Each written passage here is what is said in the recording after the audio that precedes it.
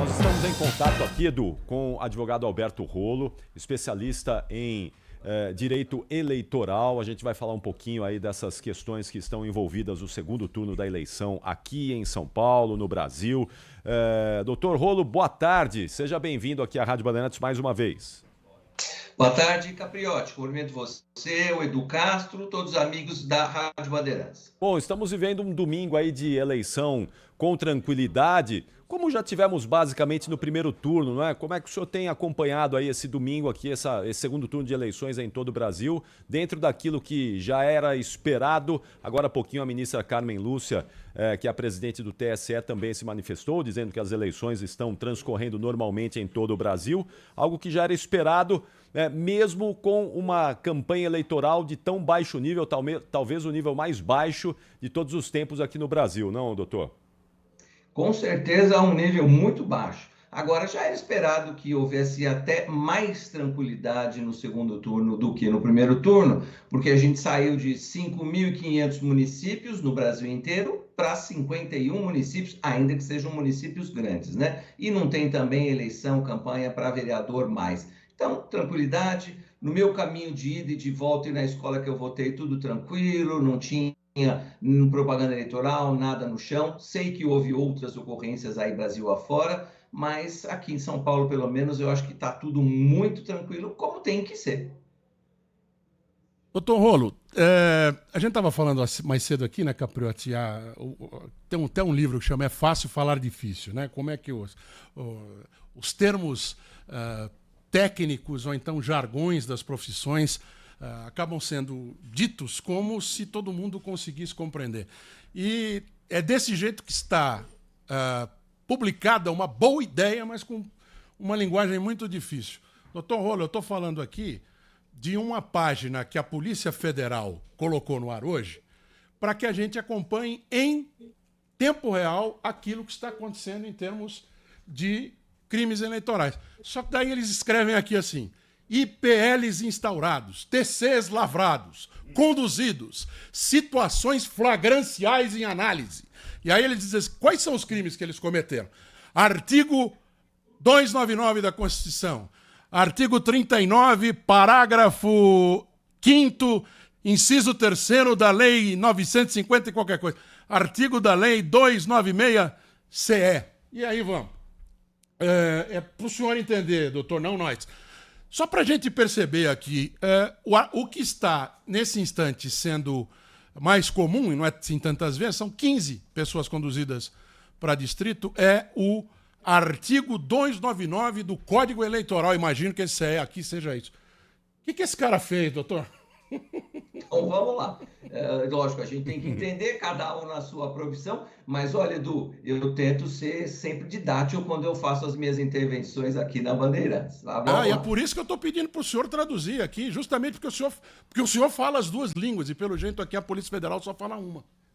Então, o artigo 299 do Código Eleitoral, então CE Código Eleitoral, nada mais é do que compra de voto. Então, tem uma série de verbos lá, e a gente já falou disso, a lei é feita de verbos, por exemplo, dar, prometer, oferecer, qualquer tipo de vantagem ao eleitor de maneira a conquistar o voto. Isso traduzido para o português normal, compra de voto. Então, essas 15 pessoas que você mencionou, que foram detidas, encaminhadas ao distrito policial, elas podem ser acusadas por compra de voto. Agora, não é o candidato, hein, Edu, que pelo menos a notícia não é essa, até onde eu entendi, não foi o candidato que foi detido querendo comprar o voto. É eleitor. Alguém que depois vai ter que explicar se fez em nome do candidato, a mando do candidato, a pagamento do candidato. Isso vai ser explicado nesse IPL, nesse inquérito policial, não é? Aí vai virar uma investigação que vai para o Ministério Público, e o Ministério Público vai oferecer denúncia ou não lá na frente oportunamente. Mas 299 é compra de voto. Muito bom. Doutor Rolo, sabe que a gente sempre tem aí as questões aqui no Brasil com os nossos códigos, né? Código Penal, Código Civil, muita gente acha, é ultrapassado, precisa ser modernizado. Nosso Código Eleitoral é de 1965. Ele está atualizado, ele está nos conformes, quer dizer, atende bem às nossas necessidades democráticas aqui, o Código Eleitoral brasileiro? Não está atualizado não, Capriotti. Olha, essa é uma das poucas leis que eu posso dizer que eu ainda não tinha nascido, viu? Então... A democracia também não, né, doutor? Em 65 a gente estava em ditadura. Pois é, exatamente, é verdade. E esse código, boa lembrança, Edu, porque esse código de 65 reflete muito esse momento que era vivido pelo Brasil. Agora, lógico, Capriotti, houve algum tipo de alteração, várias mudanças de lá para cá, tentando melhorar, mas é aquilo que a gente fala, né? No ditado popular, é uma colcha de retalhos. Então, dá para modernizar muito, dá para melhorar muito. Por exemplo, esse negócio de prisão 15 dias antes que o candidato não pode, não sei quantos dias antes que o eleitor não pode, eu acho que isso já é ultrapassado. Coloca lá, prisão em flagrante, é lógico que o eleitor tem que ser protegido para não ser cerceado no seu direito de votar, que é um dos motivos lá de trás da época de um regime de exceção, de ditadura, não é? Mas eu acho que hoje não tem mais sentido isso. E muitas outras coisas, propaganda na internet, né, que não tem no Código Eleitoral, tem numa lei especial, que é a Lei das Eleições. Então, tudo isso pode ser atualizado. Mas a gente está dependendo de quem, Capriotti e Edu? Dos nossos legisladores. E nem sempre eles têm boa vontade de legislar sobre outros assuntos que não interessam diretamente para eles, né? Aliás, imagina o medo deles de mexerem nisso. A obrigatoriedade do voto, que é sempre muito discutível também, não é? Que a questão da obrigatoriedade, que é um ponto central do interesse deles, não é? Da mudança ou não. Que isso tem que ser muito discutido, mas é isso, não é? Como interfere diretamente na questão política, isso é sempre empurrado, não é? Vai sempre esse sendo aí empurrado, esse né? é pior, né? O obrigatório está na Constituição. Mas doutor Rolo, eu tive uma vez uma discussão, não é discussão, né? Uma conversa com o então ministro da Justiça, olha a minha petulância, com o então ministro da Justiça, José Eduardo Cardoso, quem a gente conheceu aqui desde o tempo da Frangogate, quando ele era presidente aqui da Câmara Municipal, professor de Direito na PUC e tal. Então, era um conhecido nosso que virou ministro da Justiça ao longo do tempo. Mas eu estava conversando com ele, porque a Constituição usa esse termo, é obrigatório. Só que não tem como obrigar alguém a votar. É impossível. Você consegue obrigar diante de... Obrigar, né? Se não faz, toma uma multa. Mas se o sujeito vai até lá, aperta 00, ele não está votando. Ele está dizendo que eu não quero votar. Mas ele tem que aparecer para votar. Ou então ele simplesmente não vou votar, não vou apertar esses botões aí, pode fechar. Ou seja, mesmo que a lei diga que é obrigatório, o que é obrigatório é a presença. É ir participar do processo. E eu não sei se isso é tão ruim assim, viu, doutor Rolo? Eu não sei se não é uma boa ideia deixar mais claro, mas não mudar muito, não. Edu, eu concordo com você. Você sabe que quando o pessoal defende né, a liberação, né, do voto, inclusive, Capriotti, o Edu lembrou bem, isso está na Constituição. Então, se for mexer nessa obrigatoriedade entre 18 e 70 anos, aí tem que mudar a Constituição, é um processo diferente, não é que nem mudar o Código Eleitoral. É um pouco mais difícil, né? Que aí precisa de 3/5, 2 votações em cada casa, então é um pouco mais complicado. Mas dá para mudar, lógico, se eles quiserem mudar, eles mudam. E aí eu concordo com o Edu, quando eu dou aula, quando alguém me pergunta sobre essa obrigatoriedade do voto, não é tão obrigatório assim, é o que você disse, é o comparecimento.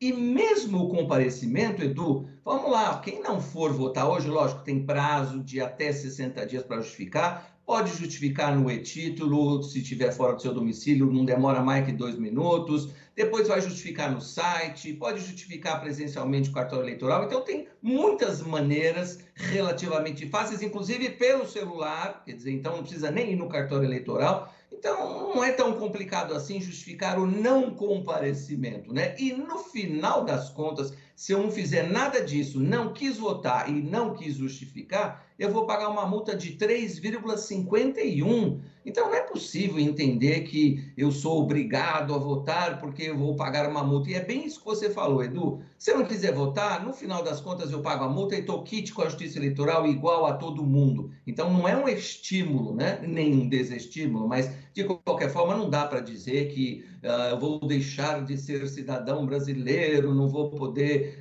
sair nas ruas, não é nada disso. Enquanto não estiver quito com a Justiça Eleitoral, aí sim, não pega empréstimo em banco oficial, não faz matrícula em escola pública, não assume emprego público, não tira passaporte. Então, tem restrições. Mas se você não fez nada disso e foi lá e pagou a multa, você volta a estar quito com a Justiça Eleitoral igualzinho a todo mundo.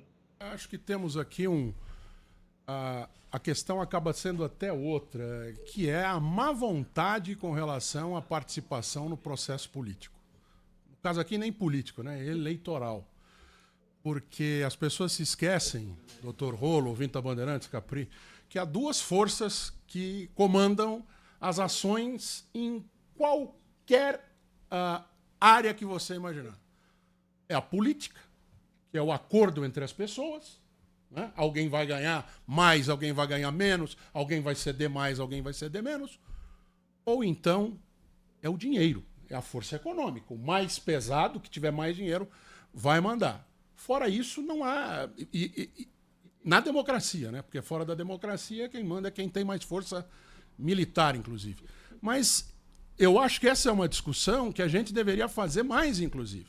Se a gente não define pelo voto, o meu voto vale o mesmo do que o do maior milionário do Brasil. Só que a conta bancária dele compra muito mais do que a minha. Inclusive, se ele quiser consciências, né, direitos, porque o ser humano é assim, infelizmente. Então, acho que falta uma conscientização de que ainda bem que a gente tem eleição a cada 2 anos e ainda bem que a gente precisa ir lá votar, né, doutor Rolo?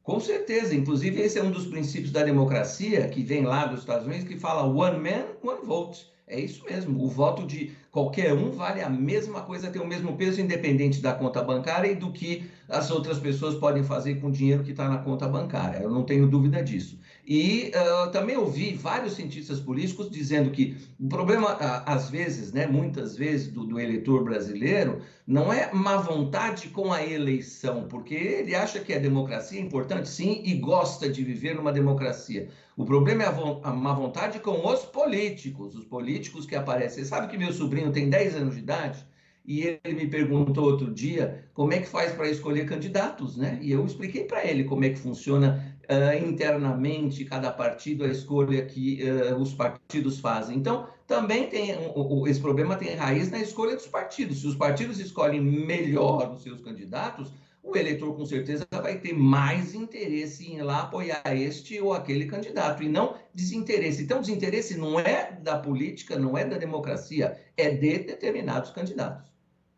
Doutor Rolo, deixa eu só voltar um pouquinho aqui nessa questão do nível da eleição que nós tivemos agora aqui no Brasil, né? Eu queria falar um pouquinho sobre isso, porque tivemos em muitos lugares um nível muito baixo, com mentiras, com ataques, com questões pessoais sendo colocadas aí no dia a dia do processo eleitoral. O senhor acredita que tudo isso que nós vimos nessas eleições aqui no Brasil, isso será punido pela Justiça Eleitoral? O senhor acredita que a gente vai ter punições em relação a isso, até como forma de desestímulo, né, em futuras eleições, disso que nós acompanhamos em 2024 no Brasil?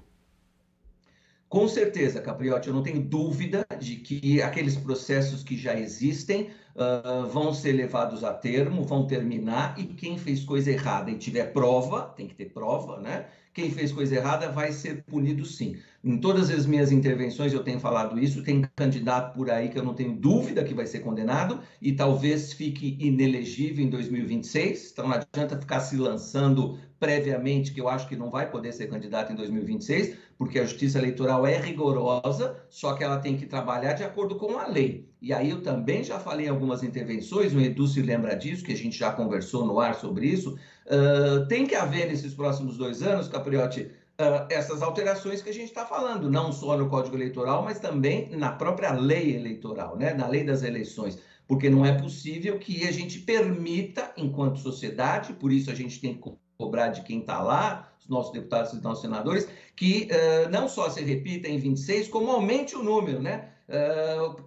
Alguns políticos viram, olha, em 24 aconteceu tal coisa assim, assim. Se houver impunidade, em 26 não vai ser 1, não serão 2 ou 3. Serão dezenas que vão fazer isso, que vão praticar abuso do poder econômico, que vão praticar abuso das redes sociais. Então, o nosso legislador precisa se preocupar com isso e aperfeiçoar a norma desde já. Vamos dar um exemplo prático.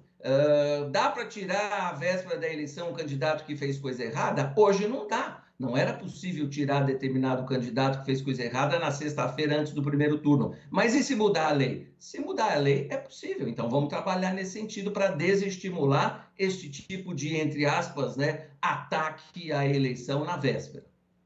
Tem coisas que a gente jamais imaginava que ia acontecer, o legislador jamais imaginou.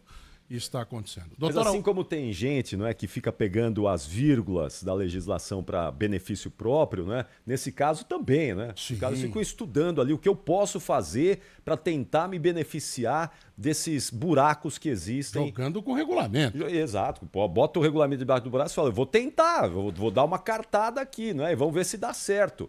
E é preciso esse desestímulo exatamente para evitar que a gente tenha isso como regra nas futuras eleições. Isso não pode ser regra, isso tem que ser exceção, tem que ser combatido. Certo, doutor Alberto Rolo. Espero que o telefone do senhor toque pouco no final do dia, porque é sinal que teremos pouca gente procurando profissionalmente o senhor, é claro que eu estou dizendo, ou seja, que tenha pouco problema para ser resolvido pela Justiça Eleitoral. Obrigado, doutor Alberto. Obrigado, Edu. Ainda tem aí uns compromissos e mais tarde eu vou estar no estúdio. É verdade, estaremos todos aqui. Estaremos lá embaixo. Obrigado, doutor Rolo. Tchau. Boa tarde.